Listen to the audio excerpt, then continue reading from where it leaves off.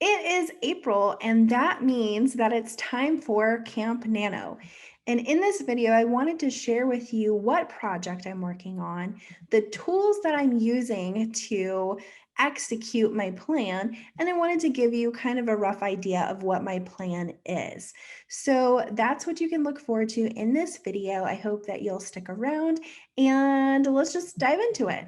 So my project for Camp Nano is to edit episode 2 of my Glimmer series, which is also called the Mermaid Kingdom series.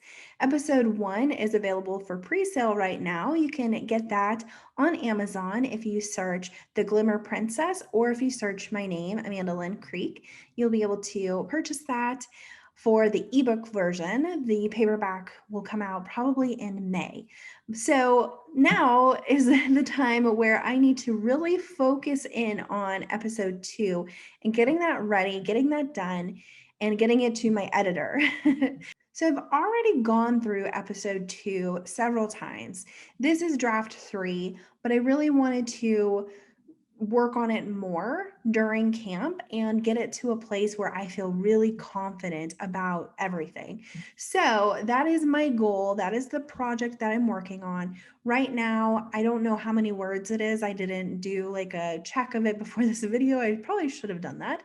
But I am working with the draft 3, and I'm hoping to get it up to about 40,000 words, maybe 45,000 words in the end, but at least 40,000 words to give to my editor. So I am starting edits with her on the 19th. I'm going to get her the first 20,000 words by then. And then in the first part of May, I will get her the other 20,000 words. So right now, the focus is the first half of the episode. So now let's chat about the tools, the things that I'm using to help get myself there. So first up, of course, is my handy dandy purple, of course, bullet journal. And I just got this from Archer and Olive. I love their bullet journals. This is the first time using one from them. A friend recommended it to me because the pages are a little bit thicker, which means that I can have more creative fun with the things that I put inside. So if I wanted to paint, or if I wanted to use markers or anything like that, it's not going to bleed through the pages because they're thicker. Now it does have less pages than other bullet journals, which is okay because I'm using it more as project specific rather than like I'm using it every single day. I am during camp, but regularly I would use my planner, which is kind of a little bit more structured. So I am using this bullet journal for camp, which means that I'm using it to write out notes. I'm using it to keep track of all of the stuff that I'm doing. I'm using it to perhaps write down questions for myself. I'm using it as a planner so I can plan out the things that I need to do on a daily basis during camp. So I'll share with you some of those things in the coming videos, but I just wanted to let you know that that is a major tool that I'm using to help myself get through the editing of this project. The other thing that I'm using, let me grab it here, is the printed version of my manuscript. So I have all of the pages printed here, and I did not print them where it's two-sided, it's only one-sided. So that way I can write some notes for myself if something comes up while I am editing. So I plan to use this and go through this a few times before I actually carry those notes into the computer, just because for me, I've found that I like this way of doing it because when I'm on the computer all the time, my eyes get really tired and my body gets really tired from sitting at the computer. So this is a fun way for me to still do my work, but like not be at the computer for hours a day. So, and I think I get things done a little bit more quickly when I do it this way because I can't edit things over and over and over and over again.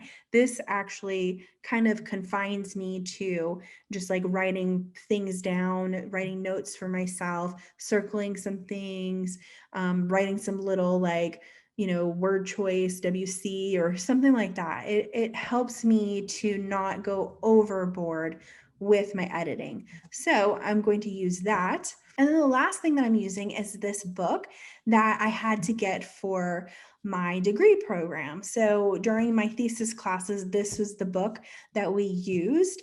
I have not been able to go through the entire thing, so I'm using it a bit more than I got to the last time I edited my book. So this is called Troubleshooting Your Novel, and it's written by Stephen James.